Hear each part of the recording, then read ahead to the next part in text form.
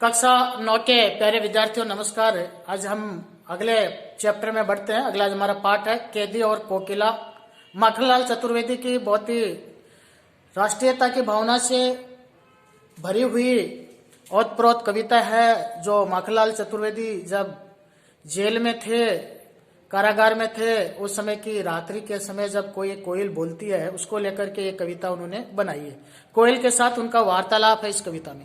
तो देखिए, माखनलाल चतुर्वेदी का आज हम कवि परिचय पढ़ रहे हैं। आपको अपनी नोटबुक में इसको आपको लिखना है। आपके पाठ्य पुस्तक के अंदर माखनलाल चतुर्वेदी का जो चैप्टर दिया हुआ है उसके अंदर आपको इसको पढ़ना है।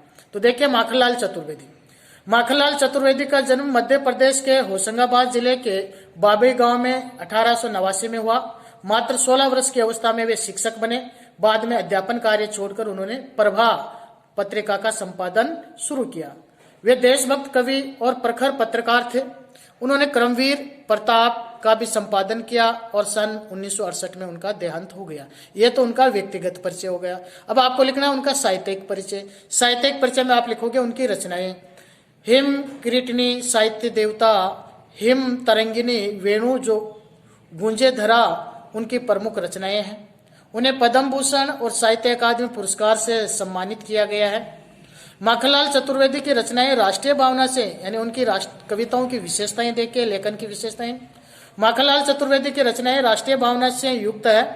उनमें स्वतंत्रता की चेतना के साथ देश के लिए त्याग और बलिदान की भावना मिलती है।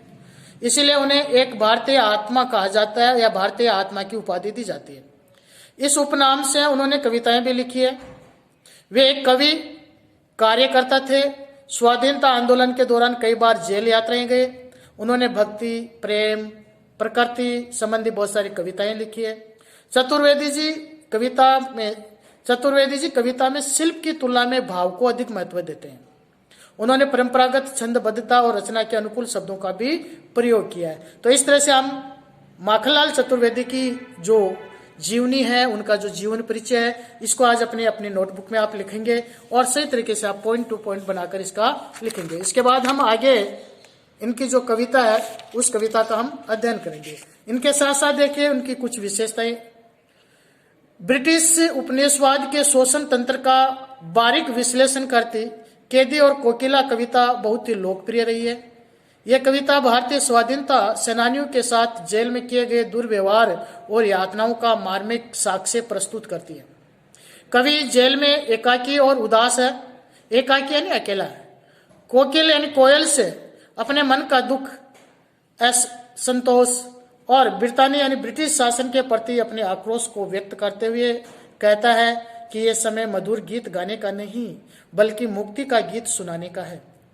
कवि को लगता है कि कोयल भी पूरे देश को एक कारागार के रूप में देखने लग गई, इसलिए आधी रात में चीख उठी है। इस आधार पर कवि ने इस कविता की रचना की है, कैदी और कोकिला, जो हम अगले वीडियो में इसका पाठन करेंगे, वाचन करेंगे, इसको पढ़ेंगे। तब तक के लिए नमस्कार।